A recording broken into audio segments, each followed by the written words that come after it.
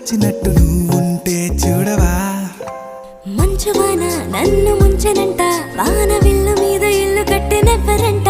ఈ లోకమంతా నిన్ను చూసినంట